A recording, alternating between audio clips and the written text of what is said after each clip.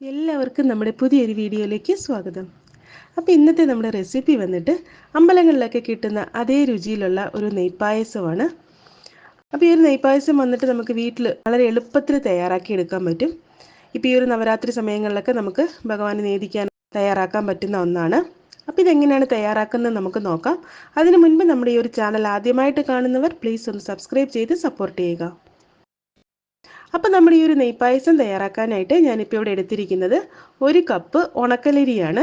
ഇത് വന്നിട്ട് ഞാനിപ്പോൾ നല്ലപോലെ കഴുകി ക്ലീൻ ചെയ്തതിന് ശേഷം എടുത്തിരിക്കുന്നതാണ്. ഇത് നമുക്ക് ഒരു കുക്കറിലേക്ക് മാറ്റാം. ഞാനിപ്പോൾ ഈ ഒരു നെയ്പായസം വന്നിട്ട് കുക്കറിലാണ് കേട്ടോ തയ്യാറാക്കാൻ പോകുന്നത്. നമുക്ക് വളരെ എളുപ്പത്തിൽ തയ്യാറാക്കാൻ പറ്റും. ഒരുപാട് സമയമൊന്നും വേണ്ട, അതുപോലെ തന്നെ ഒരുപാട് ഇൻഗ്രീഡിയൻസിൻ്റെ ആവശ്യവുമില്ല. ഇനി ഇതിലേക്ക് നമുക്ക് നമ്മുടെ അരി വേകാൻ ആവശ്യമായ വെള്ളം ഒഴിച്ചു കൊടുക്കാം. ഞാനിപ്പോൾ അരി അളന്ന അതേ കപ്പിൽ തന്നെ 2 കപ്പ് വെള്ളം ഞാൻ ഇതിലേക്ക് ഒഴിച്ചു കൊടുക്കുന്നുണ്ട്. അപ്പോൾ വെള്ളം ഒരല്പം കൂടിപ്പോയാലും കുഴപ്പമില്ല. ഞാനിപ്പോൾ ഇവിടെ ഒരു 2 കപ്പ് വെള്ളം ഒഴിച്ചു കൊടുക്കുന്നുണ്ട്. ഇനിയിപ്പോൾ നമുക്കിത് കുക്കർ അടച്ച് വെച്ച് ഒരു 4 വിസിൽ വരണം. അപ്പോഴത്തേക്കും നമ്മുടെ അരിയൊക്കെ നല്ലപോലെ വെന്തിട്ടുണ്ടാവും. പിന്നെ ഈ ഒരു വിസിലിൻ്റെ എണ്ണമൊക്കെ നമ്മൾ എടുക്കുന്ന കുക്കറിന് അനുസരിച്ചിരിക്കും. അതുപോലെ തന്നെ നമ്മൾ എടുക്കുന്ന അരിയുടെ വേവിനനുസരിച്ചും വിസിലിൻ്റെ എണ്ണത്തിലൊക്കെ മാറ്റം വരാം. എനിക്കിപ്പോൾ ഇവിടെ ഒരു 4 വിസിൽ വരുമ്പോൾ തന്നെ അരിയൊക്കെ നല്ലപോലെ വെന്ത് കിട്ടുന്നതാണ്. അപ്പോൾ നമുക്ക് അരിയെല്ലാം ഒന്ന് വേവിച്ച് കൊണ്ടുവരാം. അപ്പോൾ അതാ നമ്മുടെ പായസത്തിന് വേണ്ടിയിട്ടുള്ള അരിയെല്ലാം ഇവിടെ ആവശ്യത്തിന് വെന്ത് വന്നിട്ടുണ്ട്. ഞാനിപ്പോൾ ഇതൊരു 4 വിസിൽ വന്നപ്പോൾ തന്നെ സ്റ്റവ് ഓഫാക്കിയിരുന്നു. അതിനുശേഷം അതിൻ്റെ ആ ഒരു പ്രഷറൊക്കെ മാറാനായിട്ട് ഒരു 10-20 മിനിറ്റും കൂടി ഒന്ന് മാറ്റി വെച്ചിരുന്നു. അതിനുശേഷമാണ് ഇതിപ്പം തുറന്നിരിക്കുന്നത്. അപ്പോൾ ഇതിൽ കുറച്ച് വെള്ളം ബാക്കിയുണ്ട്. അപ്പോൾ അത് കളയേണ്ട ആവശ്യമില്ല, നമുക്ക് ഈ വെള്ളം ആവശ്യമുണ്ട്. ഇനിയിപ്പോൾ നമുക്കിത് വേറൊരു പാത്രത്തിലേക്ക് മാറ്റാം. നിങ്ങൾക്കിത് വേണമെങ്കിൽ കുക്കറിൽ തന്നെ തയ്യാറാക്കാം കേട്ടോ. ഞാനിപ്പോൾ വീഡിയോ എടുക്കുന്നതുകൊണ്ടാണ് വേറൊരു പാത്രത്തിലേക്ക് മാറ്റുന്നത്. ഇനി ഇതിലേക്ക് നമുക്ക് മധുരത്തിന് ആവശ്യമായ ശർക്കര ചേർത്ത് കൊടുക്കാം. ഞാനിപ്പോൾ ഇവിടെ 1.25 കപ്പ് ശർക്കര പൊടിയാണ് ചേർത്ത് കൊടുക്കുന്നത്. അപ്പോൾ ഈ ഒരു ശർക്കര പൊടി ചേർത്ത് കൊടുക്കുന്നതുകൊണ്ട് തന്നെ നമുക്ക് ഈ ഒരു പായസമൊക്കെ വളരെ എളുപ്പത്തിൽ തയ്യാറാക്കി എടുക്കാൻ പറ്റും. സാധാരണ കട്ട ശർക്കരയൊക്കെ ആണെന്നൊരിക്കൽ അത് മെൽറ്റ് ചെയ്തൊക്കെ എടുക്കേണ്ടി വരും. ഇതിപ്പോൾ അതിൻ്റെ ആവശ്യമൊന്നുമില്ല. തന്നെയല്ല, ഇതിനകത്ത് അങ്ങനെ അഴുക്കോ കല്ലോ മണ്ണോ ഒന്നും ഉണ്ടാവില്ല. അതുകൊണ്ട് തന്നെ നമുക്കിത് പായസത്തിൽ ഡയറക്റ്റ് ചേർത്ത് കൊടുക്കാവുന്നതാണ്. ഇതിപ്പോൾ ഒരുവിധമുള്ള എല്ലാ സൂപ്പർ മാർക്കറ്റിലും അവൈലബിൾ ആണ്.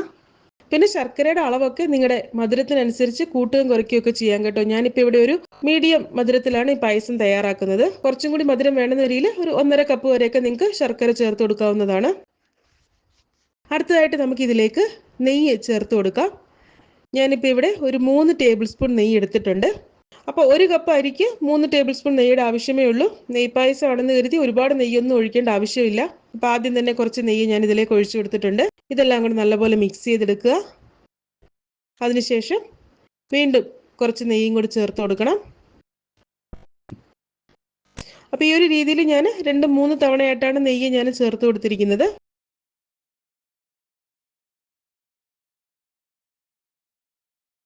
അപ്പോൾ ഇതാ നമ്മുടെ പായസം ഇവിടെ റെഡി ആയിട്ടുണ്ട്. ഈ ഒരു കൺസിസ്റ്റൻസി ആകുമ്പോൾ തന്നെ നമുക്ക് സ്റ്റവ് ഓഫാക്കാവുന്നതാണ്.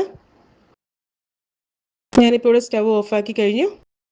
ഇനി ഇതിലേക്ക് നമുക്ക് നമ്മുടെ പായസത്തിന് നല്ലൊരു മണവും രുചിയും ഒക്കെ കിട്ടാനായിട്ട് നമുക്കിതിലേക്ക് 1 ടീസ്പൂൺ അളവിൽ ഏലക്കാപ്പൊടി ചേർത്ത് കൊടുക്കാം. ഇതിപ്പോൾ ഞാൻ ഏലക്കയും പഞ്ചസാരയും കൂടി ഒന്ന് പൊടിച്ച് വെച്ചിരുന്നതാണ്. ഇനി നമുക്കിതിലേക്ക് പഴം ചേർത്ത് കൊടുക്കണം. അമ്പലത്തിൽ കിട്ടുന്ന പായസത്തിൽ പഴമൊക്കെ ചേർത്തിട്ടുണ്ടാവും. ഞാനിപ്പോൾ ഇവിടെ ഒരു 2 രസകദളി പഴമാണ് ചേർത്ത് കൊടുക്കുന്നത്.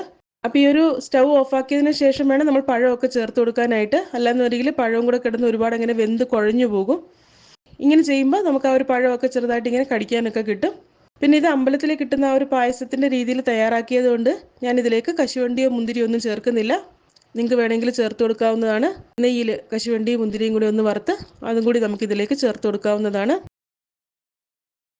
അപ്പോൾ ഇതാ ഇത്രയേ ഉള്ളൂ. നമ്മുടെ ടേസ്റ്റി ആയിട്ടുള്ള അമ്പലങ്ങളിലൊക്കെ കിട്ടുന്ന അതേ രുചിയിലും മണത്തിലും ഒക്കെയുള്ള നെയ്പായസം ഇവിടെ റെഡി ആയിട്ടുണ്ട്. അപ്പോൾ ഈ ഒരു നവരാത്രി സമയത്ത് നമുക്ക് ഭഗവാനെ നേദിക്കാനൊക്കെ ഇതുപോലെ വളരെ എളുപ്പത്തിൽ നമുക്ക് തയ്യാറാക്കിയെടുക്കാൻ പറ്റുന്ന പായസത്തിലൊന്നാണ് നെയ്പായസം. കുക്കറിലൊക്കെ നമ്മൾ തയ്യാറാക്കുന്നതുകൊണ്ട് തന്നെ ഒരു അരമണിക്കൂർ കൊണ്ട് തന്നെ നമുക്കിത് റെഡിയാക്കി എടുക്കാൻ പറ്റും. അപ്പോൾ എല്ലാവരും ഒന്ന് തയ്യാറാക്കി നോക്കുക. റെസിപ്പി ഇഷ്ടമാവുകയാണെങ്കിൽ ലൈക്ക് ചെയ്യാനും ഷെയർ ചെയ്യാനും, കൂടാതെ നമ്മുടെ ഈ ഒരു ചാനൽ ആദ്യമായിട്ട് കാണുന്നവർ പ്ലീസ് ഒന്ന് സബ്സ്ക്രൈബ് ചെയ്യാനും മറക്കരുത്. അതോടൊപ്പം തന്നെ നിങ്ങളുടെ അഭിപ്രായങ്ങളും നിർദ്ദേശങ്ങളും കമൻറ്റ് ബോക്സിലൂടെ എന്നെ അറിയിക്കാവുന്നതാണ്. അടുത്ത നല്ലൊരു റെസിപ്പി ആയിട്ട് കാണുന്നത് വരേക്കും ടേക്ക് കെയർ. ബൈ.